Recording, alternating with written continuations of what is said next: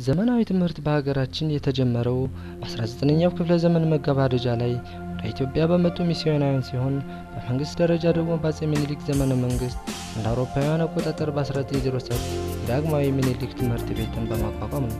በወቅቱ ትምህርት ሲሰጥ የነበረው ለገዢው መደብ ልጆች እንደነበር የታሪክ ድርሳናት ያስረዳሉ። እርግጥ ዘመናዊ ትምህርት በመንግስት ደረጃ አፄ ምኒልክ ይጀምሩት እንጂ አፄ ኃይለ ሥላሴም ቢሆን ትምህርት ቤቶችን የማስፋፋት ስራ ሰርተዋል። በዚህ ጊዜም ቢሆን በተስፋፉበት ትምህርት ቤቶች የፊውዳል ልጆች ቅድሚያ ተጠቃሚ የሚሆኑበትና ሰፊውን የአገሪቱን ገጠራማ ክፍልን ያላማከለ የትምህርት ተደራሽነት እንደነበር መረጃዎች ያመላክታሉ። እንደ አውሮፓውያን አቆጣጠር በ1960ዎቹ የሚስዮናውያን ወደ ኢትዮጵያ መምጣት ተከትሎ በርካታ ተማሪዎች የትምህርት ዕድል እንዲደረግ ለትምህርት መስፋፋት አይነተኛ ሚና ተጫውተዋል።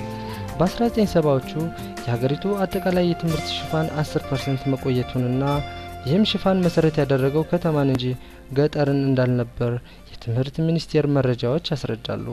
ኢህአዴግ ወደ ስልጣን ከመጣበት ማግስት ጀምሮ ግን አጠቃላይ ለሀገሪቱ ከሚበጀተው በጀት ለትምህርት የተሻለ በጀት በመመደብ የሀገሪቱን አጠቃላይ አካባቢን መሰረት ያደረገ የትምህርት ተደራሽነት ማረጋገጥ ተችሏል። በአሁኑ ሰዓት ከሀገሪቱ ጫፍ እስከ ጫፍ ማለት በሚቻልበት መልኩ የትምህርት ሽፋንና ተደራሽነት እየተረጋገጠ መጥቷል ማለት ይቻላል።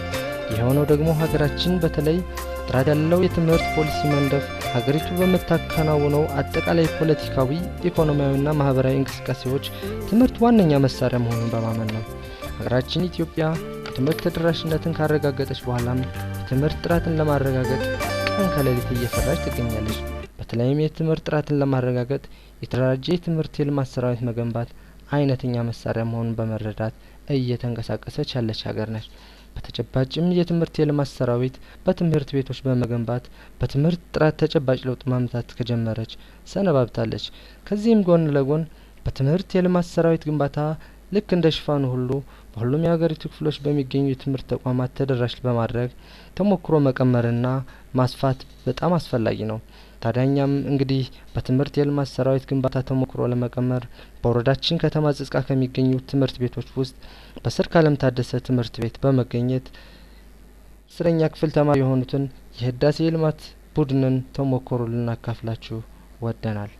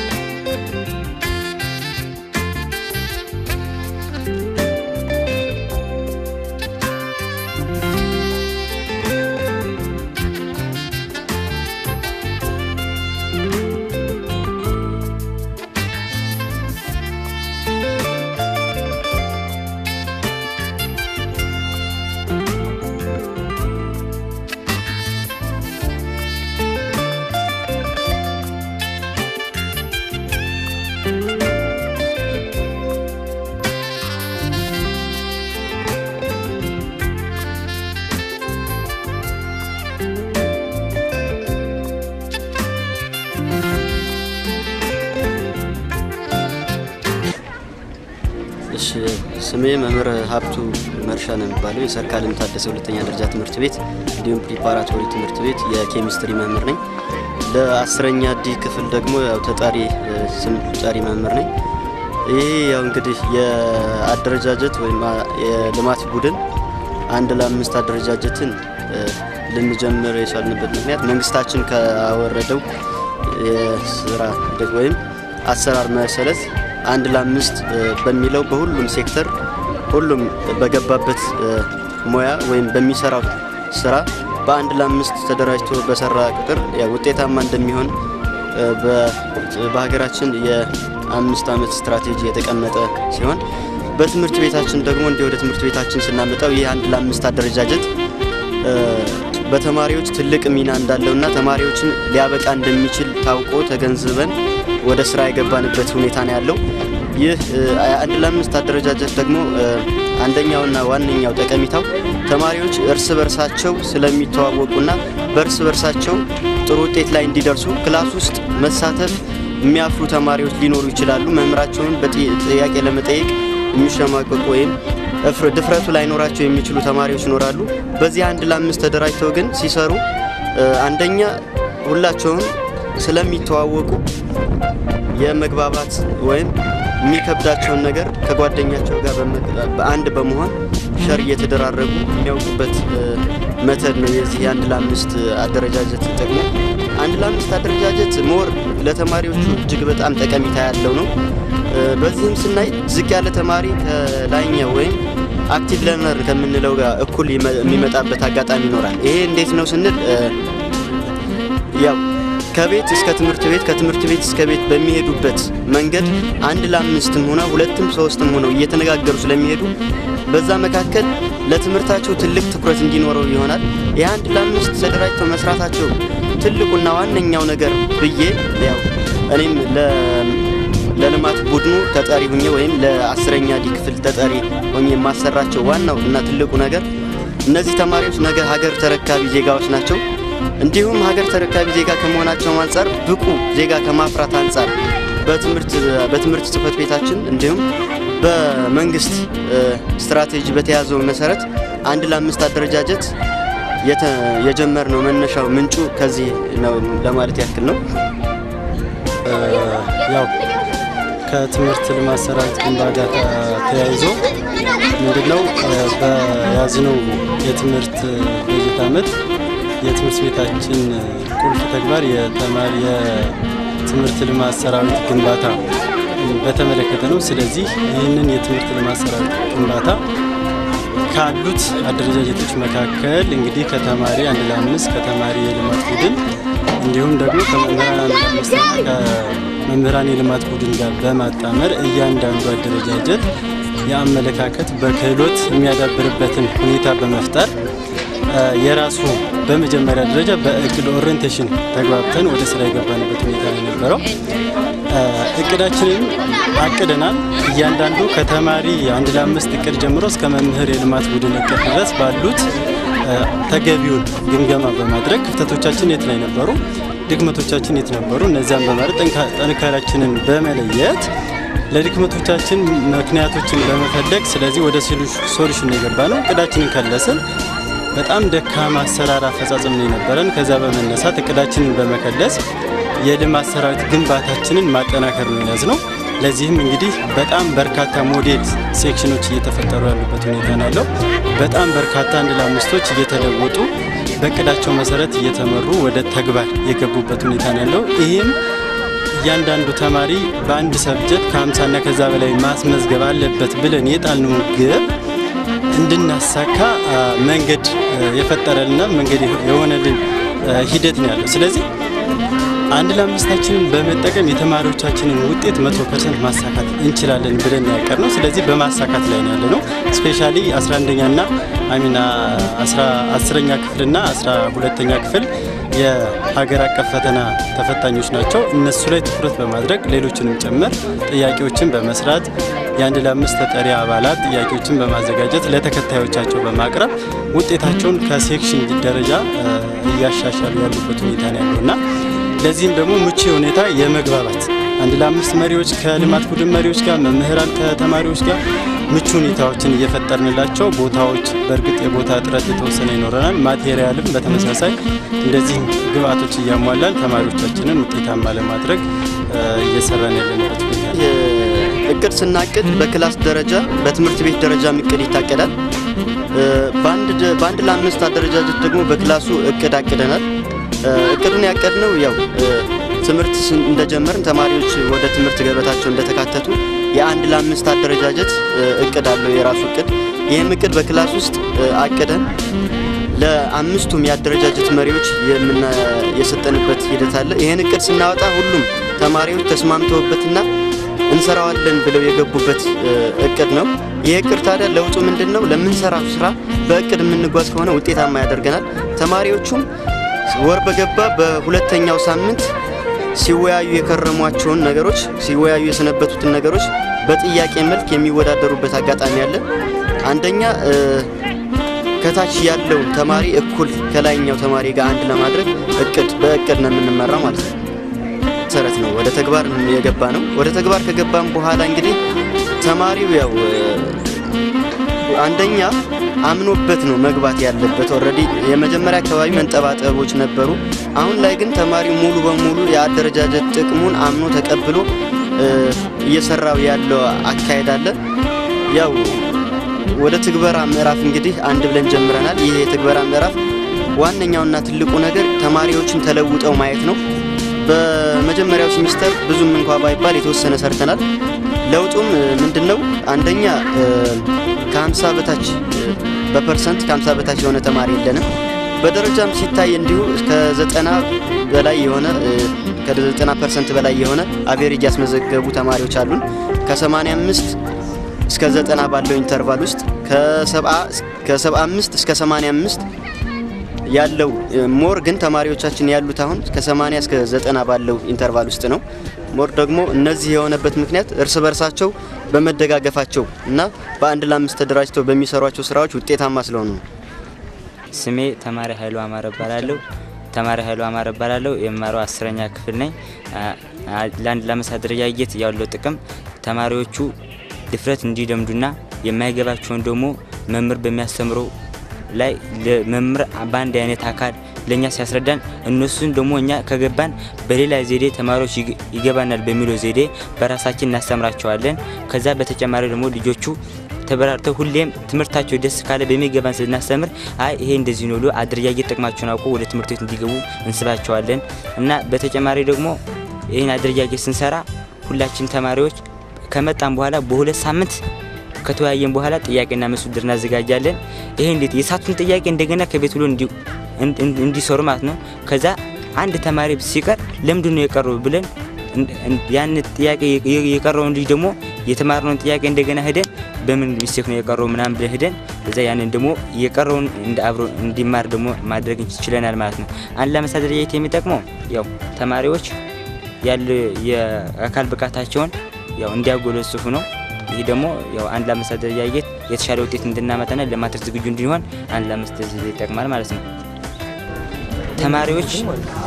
ተማሪዎች ያው ጥሩ ውጤት ያመጣል የምንለው ማትሪክ የሚያተኩርበትና ፎከስ የሚሆንበትን ትምህርት እኛ ስናነባይተን አይተው የኛ የምናነበትን ትምህርት ደግሞ ተኮር አድርጎ እንዲያነቡና ያው ለትምህርት ለኋላ ለሚመጡ ልጆችም እንደዚህ እንዲበረታቱ ማለት ነው እንዲማሩ ያደርጋል ማለት ነው።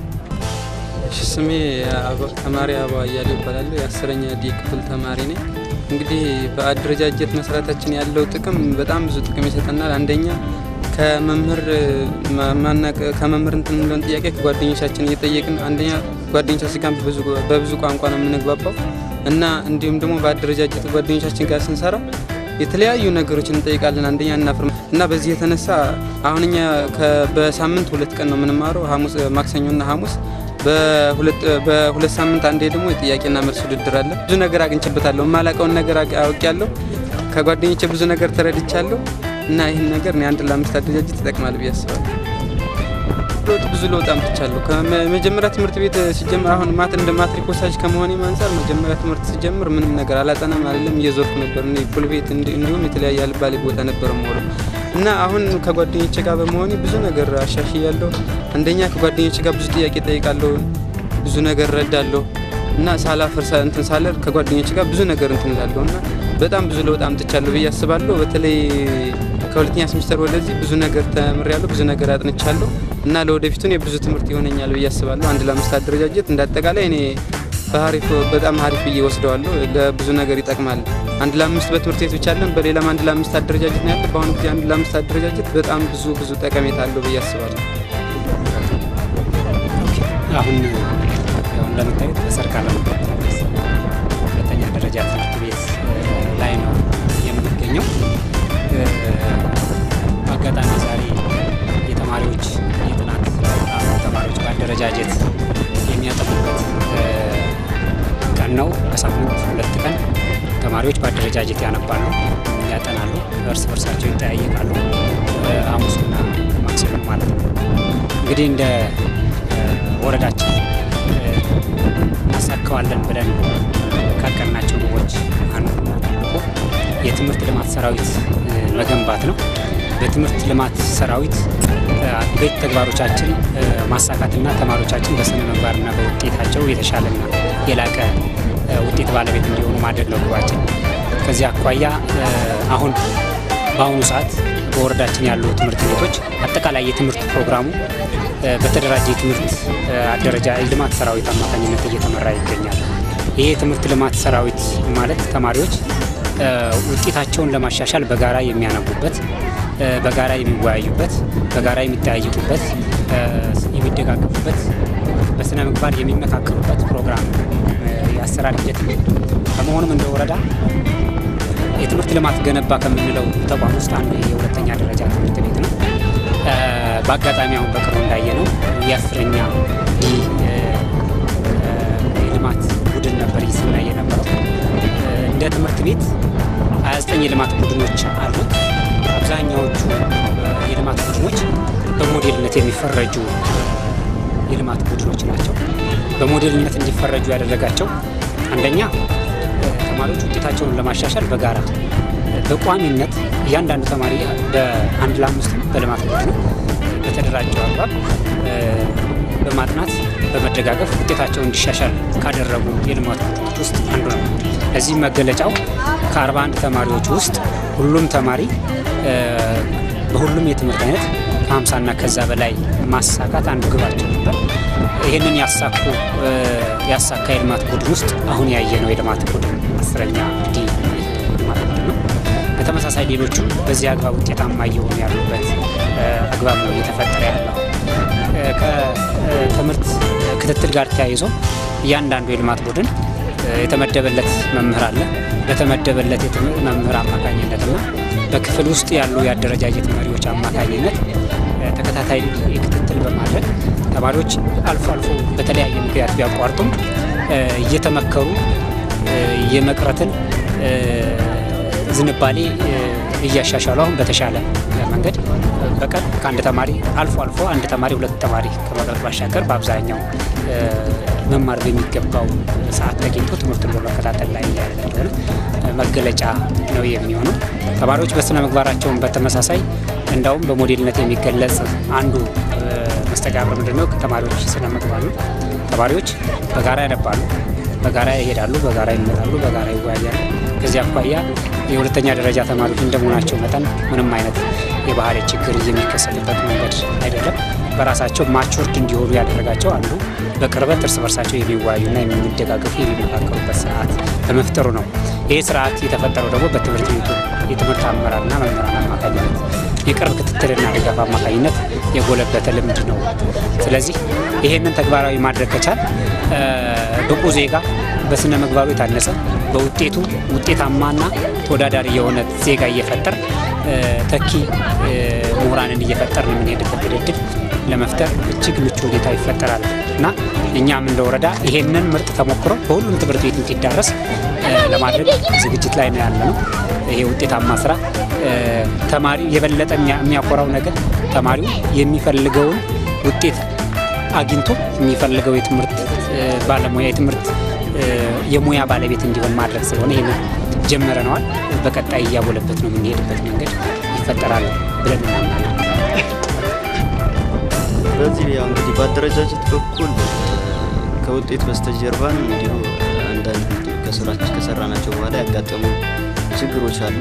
እነሱ እንግዲህ የተወሰነ ተማሪው በሰዓቱ የማይገኝበት አጋጣሚ ነበር ፈርስት ሴሚስተር ላይ። አሁን ላይ ሁሉም ኦልሬዲ ተማሪ በሚገባው እየመጣ የሚገባውን ነገር ማግኘት ይችላል። እርስ በርሳቸውን ሞር እንዲቀራረቡ ነው። ያጋጠሙ ችግሮች በተወሰነ መልኩ ለአደረጃጀት የሚሆኑ ቦታዎችን አላመቻቸንም ነበር። እነዚህ ትንሽ ለተማሪው ያሉትን ክላሱን ትንሽ በሁለቱም ሽፍት ስለምንሰራበት ክላሶች ማትስና የሚሰሩበት ብላክቦርድ እና እነዚህ አደረጃጀት ቦታ ላይ የለም። አሁን ላይ ግን የተወሰነ ለውጦች ታይተዋል።